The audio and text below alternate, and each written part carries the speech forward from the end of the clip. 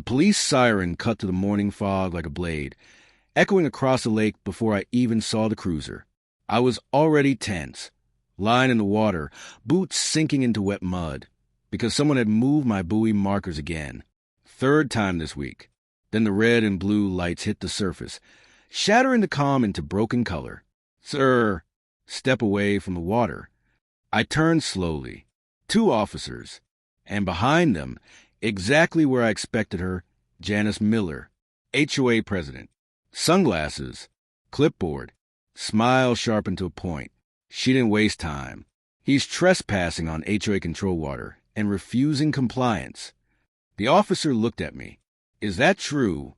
"No," I said calmly. "This lake isn't part of the HOA." Janice laughed, loud enough to perform.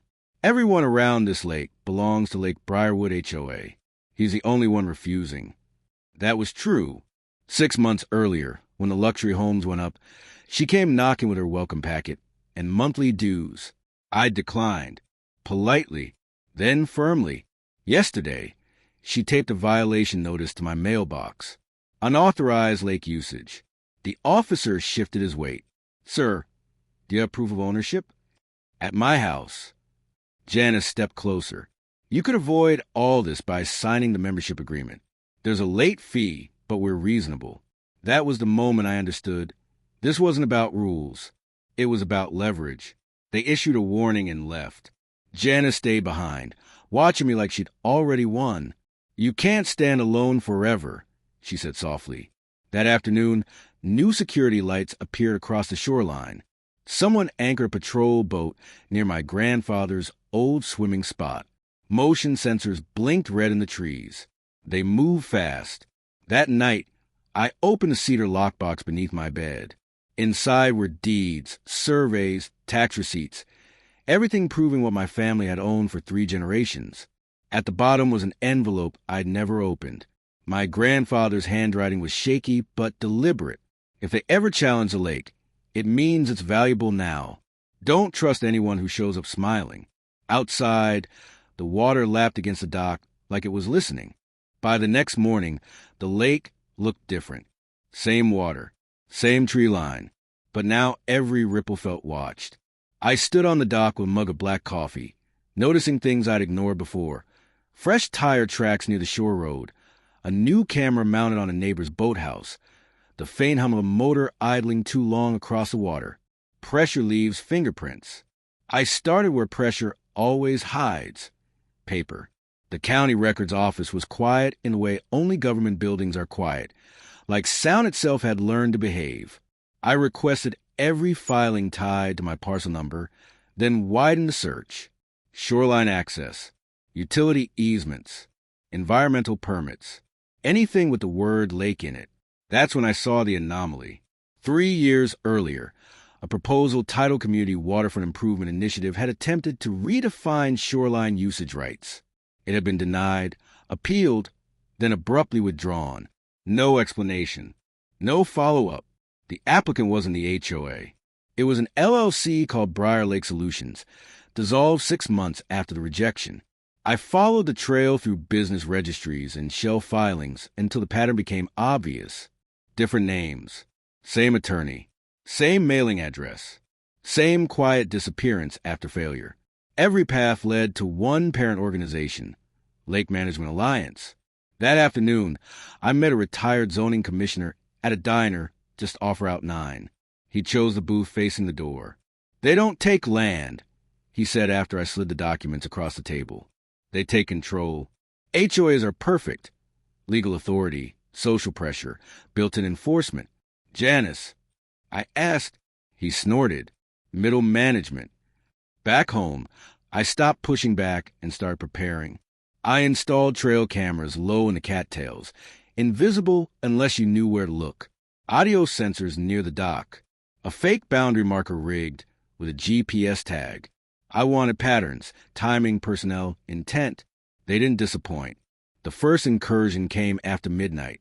A boat crossed my buoy line, engine cut, drifting silently. 2 men removed the marker and tossed it aboard like they'd done it before. The GPS pinged as they left. The next night, someone photographed my house from the water.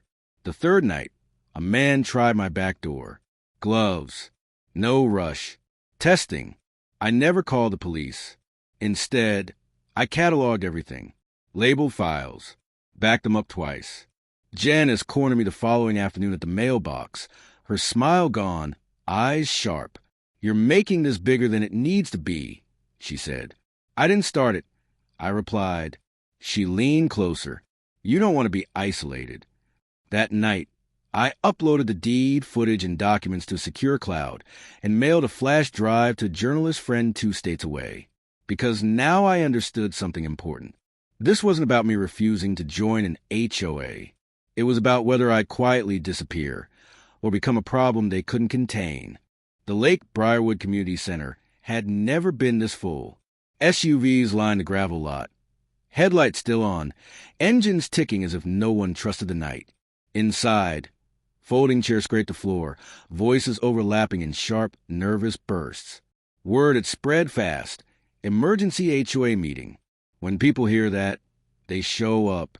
Janice Miller stood at the front of the room beneath a vinyl banner that read "Protecting Our Shared Lake." She wore navy blue this time, authoritative, restrained. 2 men I didn't recognize flanked the walls, arms crossed, eyes scanning. Not residents. I stayed in the back, hood down, hands empty, calm on purpose. Janice tapped the microphone. "Thank you for coming on such short notice. As many of you know, we've been dealing with a serious issue involving unauthorized lake access." Murmurs rippled through the crowd. She continued, smooth as glass. "One individual has repeatedly ignored HOA regulations, endangered residents, and refused reasonable compliance." Heads turned. Some looked at me. Others pretended not to. I stepped forward before she could say my name. "Let's stop pretending," I said. My voice carried without the mic. "This isn't about safety. It's about ownership." Janice's smile stiffened. "Sir, this is a private meeting." "Then why invite the whole neighborhood?" I asked. "And why bring them?" I nodded toward the men on the walls. One of them shifted. Too late. I pulled a small remote from my pocket and pressed a button. The projector behind Janice flickered to life. Video footage filled the screen, night vision shots of boats crossing my buoy line, timestamps glowing in green. Audio followed. Janice's voice unmistakable. "Remove the markers. If he replaces them, do it again." Gasps. Phones came up. Someone swore under their breath.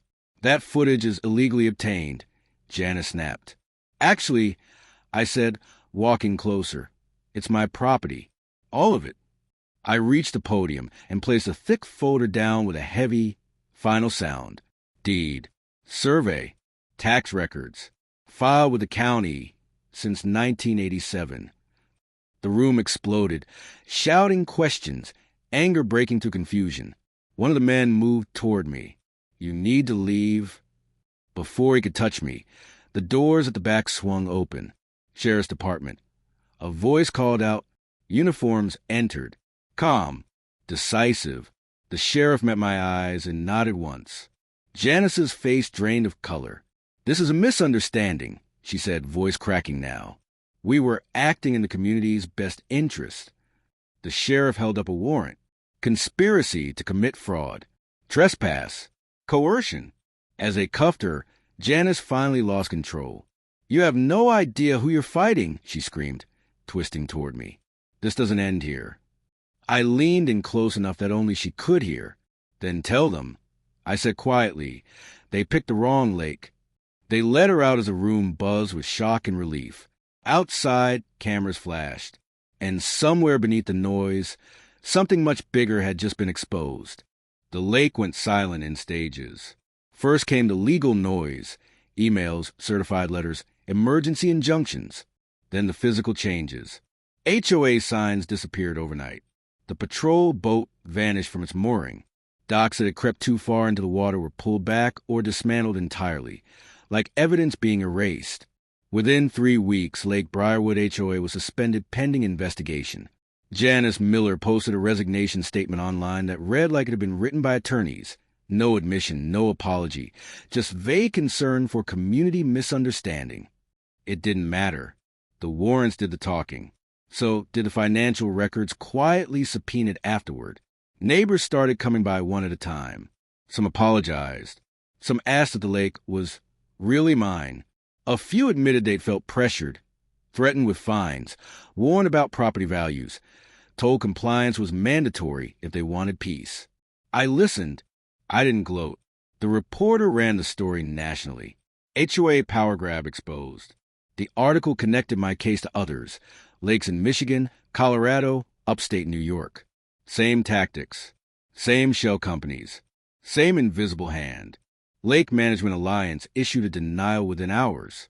They called it misinformation, overreach, an isolated incident involving a rogue HOA president. No charges were filed against them. Yet, one evening, as the sun dropped behind the pines, I stood on the dock where my grandfather used to fish.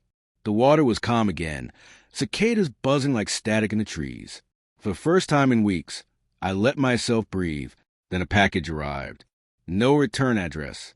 No postage stamp, hand-delivered. Inside was a rolled survey map. High-grade paper. Professional. Red lines traced dozens of lakes across multiple states, each marked with dates and parcel numbers.